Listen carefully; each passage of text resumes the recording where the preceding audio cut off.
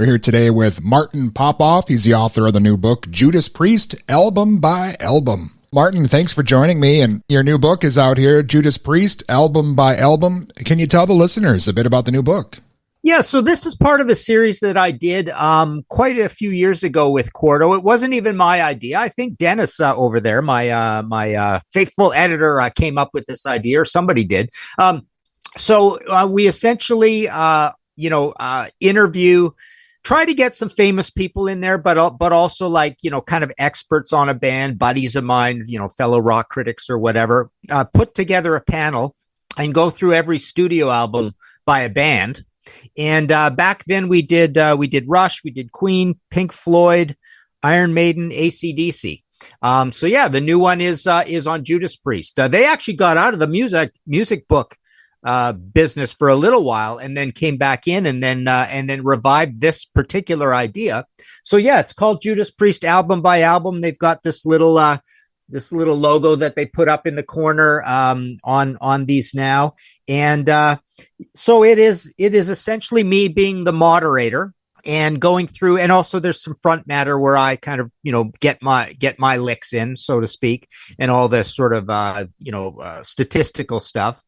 And then it's Q&A throughout, and we just go through every single studio album by a band, and this actually goes all the way up to Invincible Shield as well. So it's Rock-a-Rolla through to Invincible Shield, and got to talk to Slash for it. Charlie Benanti, we got Devin Townsend, Danko Jones, Blitz. Who else is in there? Marty Friedman.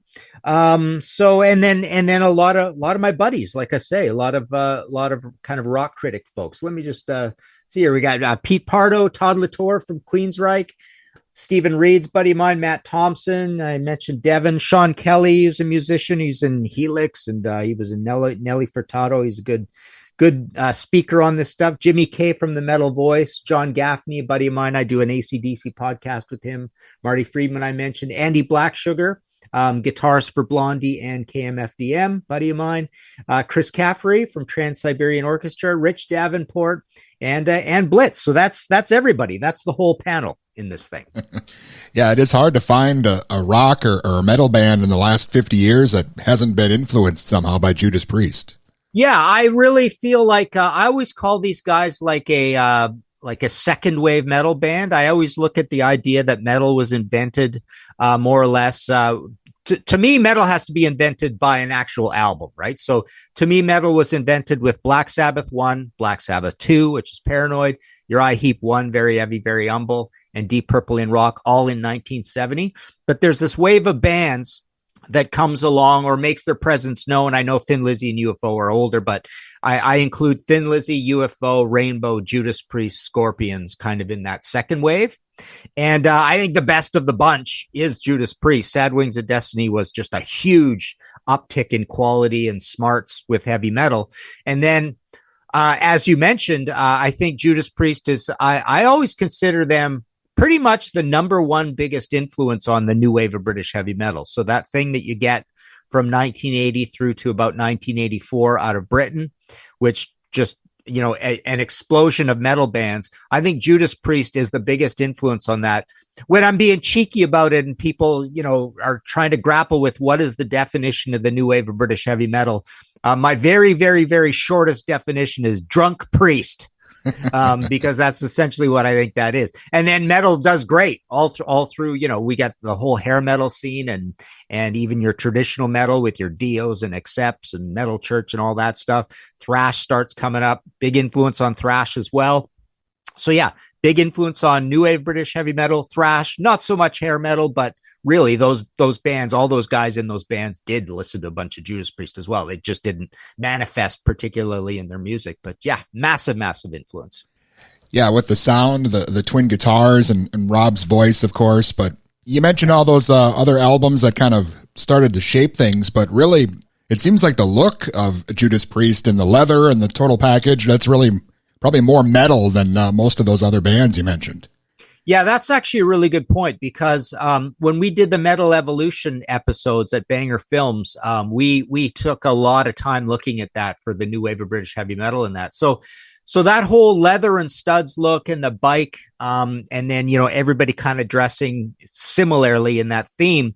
was a big deal. I mean, you could say it comes from Kiss a little bit as well, but that was a big influence on that metal look moving forward. I mean, there were other metal looks in the new wave of British heavy metal as well, but also just the idea of calling that landmark album in 1980 British Steel is almost like British Steel is almost like an alternate term to the new wave of British heavy metal in a way, right?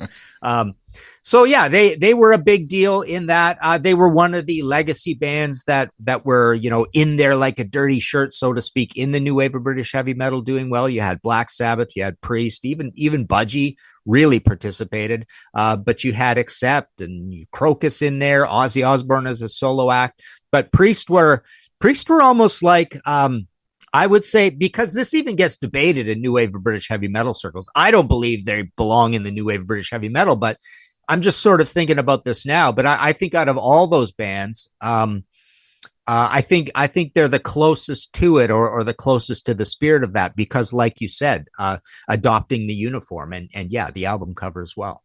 It is interesting to go back to that first album, Rock and Rolla, and those guys in the kimonos, and yeah. I mean, you would hear things that Judas Priest would develop later, but I remember as a kid finding like a weird bootleg that had the first two albums and said something like, the albums Judas Priest doesn't want you to hear, something like that. It was interesting how they started out. Yeah, so the story there is that those first two albums are on Gull Records, and they had a little bit of a not so great relationship with their original managers and Gull Records there for a while. But what happened just recently, this is new news, is that they got the rights back to those albums, and they're doing proper, super meticulous, good remixes with Tom Allom and everything of those albums. And the first one is out now. Rock-a-Rolla is out in remixed form. Fascinating, like little bits not added, but found from the original tapes. The original tapes were in good shape in that. But you're right. They were reissued over the years, and Judas Priest wasn't really benefiting from them. And they got different covers put on them. Rock-a-Rolla got more of a space age sci-fi cover. And then that double album together was called Hero Hero. And that had, the big warrior on the cover. Yeah. So yeah, they were sort of sitting by watching Gull kind of do whatever they wanted with those albums. But now relations are great again. And there's going to be a super swanky, really nice reissue of Sad Wings as well coming up. But Rock-a-Rolla has been done, and it sounds great, like little vocal parts and a little more harmonica, and the bass has been beefed up. It's been really, really nicely, meticulously improved. Well, as you mentioned, I guess it was British Steel, or it sort of took a while before Judas Priest really gained like mainstream success. In those days, a record company would allow a band to kind of find their audience over a few albums instead of, just kind of pulling the plug after one. Yeah. That whole signing with CBS kind of kicked them up a notch, because you had Roger Glover producing Sin After Sin, and those records instantly garnered a lot of attention among metal lovers, that's for sure. So they were a super cult band basically immediately with Sad Wings. But through Sin After Sin and Stained Class and Killing Machine / Hellbent for Leather, and then the live album, I mean, they were well on their way at that point. I recently did a History in 5 Songs with Martin Popoff podcast episode where I looked at the heaviest studio albums of the 70s and then the heaviest albums of the 70s. And hands down, I came to the conclusion, I totally believe this, that Unleashed in the East is the heaviest album of the entire 1970s. It's incredibly heavy for the 70s. And then, on the studio side, I had things like Motorhead Overkill and Motorhead Bomber, and maybe even Motorhead, and you put Riot and Ram Jam, and maybe an obscure Heavy Load album in there, and Priest. You could put Stained Class in there, I suppose, as well. Maybe even Hellbent for Leather. But yeah, they were ramping up, and then what happened is they decided to essentially strip it back and get a little more commercial and a little more sensible with their songwriting, a little less progressive rock. And Tom Allom comes in. Tom Allom is on the live album as well, but he's a great, capable producer with a long past. He comes in, and they do this very stripped down I call it Judas Priest's Kiss album, right? And I remember getting it as a kid, and that's exactly what me and my buddies thought. It's like, oh my God, what happened to Judas Priest? What is this living after midnight stuff, right? But it was a big success, not a huge success, but it was a success right out of the gate, and they were well on their way again. And it had hits like Breaking the Law and Living After Midnight, and a few other things got regular play. Grinder, Metal Gods were big songs in there as well. So, yeah, it was to me it was a little bit bittersweet because I almost thought of Priest as immortal at that point. And then after British Steel, they become guys like regular mortal rock and rollers, right? But I've always said, and I still believe this, that the most hallowed, smartest, most genius run of records of all time in any genre by anybody is Queen in the 70s and Priest in the 70s. And there's nothing else even close. I don't care about the Beatles, Zeppelin, Stones, Sabbath, doesn't matter. Bob Dylan, if you want to go down a literary road or whatever, Bruce Springsteen, you could look at, art as a more subjective thing rather than objective. But I think objectively speaking, when you're taking into fact, the craft of working in the studio and performance and all that stuff, it's basically, Queen 1 through jazz and rock and rolla through Hellbent for Leather that are just literally the greatest rock and roll of all time. Well, Martin, you mentioned kind of being caught off guard a bit with British Steel, and I know that happened for a whole lot of people when the Turbo album came out. I always loved that one, but I know a lot of fans maybe kind of started to lose faith maybe around the Metal Gods when that one came out.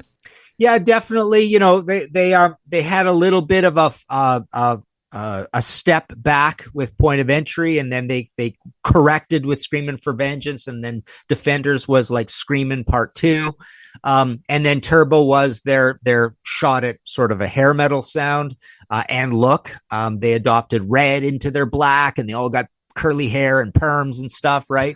And they had the guitar synthesizers, but more notably, they had like half of that album is pretty much hair metal, right?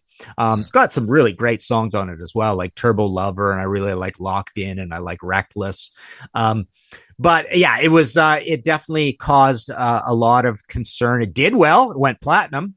And then they had a double live album, and then the next album still went gold. So they still had a career all through the 80s. And they only tried that hair metal thing the one time, because they corrected once again with Ram It Down, which, people consider didn't have the greatest songwriting. And then Ram It Down Part 2 is Painkiller.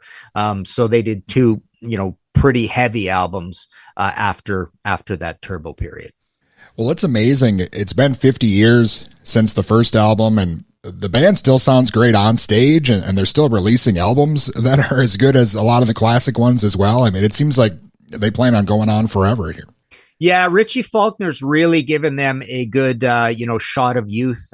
He's a great songwriter, guitarist. He's even got the KK Downing look. He looks a little bit like Mantis from Venom crossed with KK, right? Great guy, great team player. So he's a super important part of the band now, but you still got Scott there. He's been there for what are we looking here? 24 plus 10 is 34, 35 years of Scott. Ian is there, original member. Rob's still sounding great. And, Andy's in there as well. So I think it's a completely, firing on all cylinders band. They've been prolific with the records. Everybody loves Invincible Shield. I hope they still have some years in them, but of course, the weak link in the chain to all of this is that flesh and blood of having a voice of a guy who's 70 years old kind of thing, right? So that's what's going to limit them at some point. But man, I always say I did a whole podcast episode on this called, it's one of my favorites of History in 5 songs, called Crazy Ideas. But I think all these guys who can still sing should be singing the phone book. Essentially, they should be doing all sorts of things, covering albums and switching singers with other albums, and doing that while they still have a voice, kind of thing. Like this is their meal ticket, right? So all these great classic lead singers who are in their 70s kind of thing, I think should be just be using that voice in the studio all the time until it burns out, right? And then they could just say, okay, I'm not singing anymore, I'm not talking anymore, retirement kind of thing. We are seeing some retirements out there, but yeah, Priest is still going strong. They're doing great. Well, yeah, I remember hearing that one. I wanted to ask you about the podcast. History in 5 songs.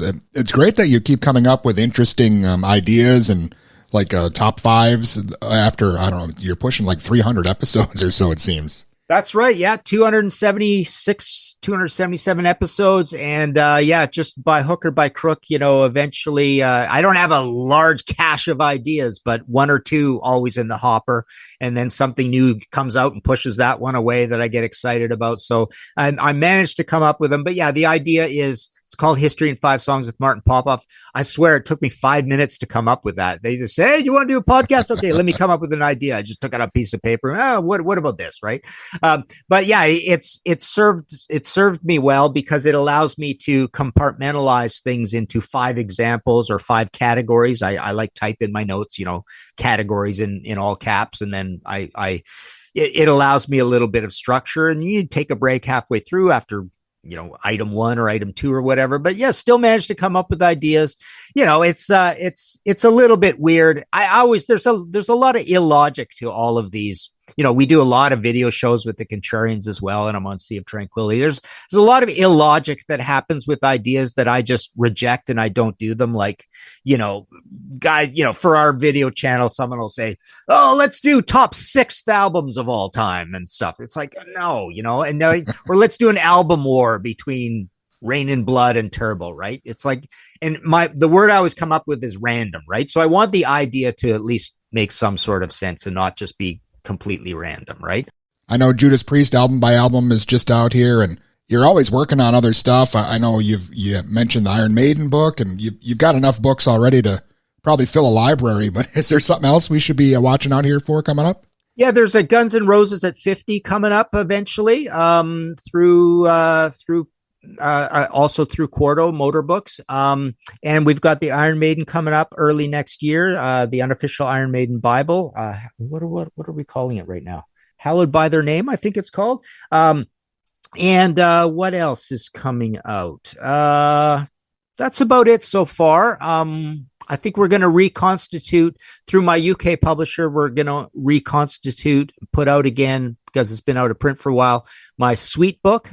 So we're going to give that a new title and go through and do an edit and a little update. So that's going to come up. But other than that, yeah, not much else. But I did have a whole bunch recently in the last couple of weeks. I had a Genesis panel book on the early years, a Genesis panel book on the later years, and then my big swanky in a slipcover Bowie book. Bowie at 75 has now been reissued as Rock and Roll Chameleon at a much, much lower price point, but it's still hardcover throughout, full color throughout, and that looks at 75 David Bowie career highlights. Awesome, man. Yeah, I always love when I see new books from you coming up, and the Judas Priest one is great, and I'm looking forward to the ones coming up here, and hopefully we can speak again, Martin. It's always great. Absolutely, yeah. It's been a pleasure. No worries. All right, thanks a lot. I appreciate it. Okay, we'll talk to you later. And again, that was Martin Popoff. His new book, Judas Priest, Album by Album, is available now. Also check out his podcast, History in 5 Songs with Martin Popoff.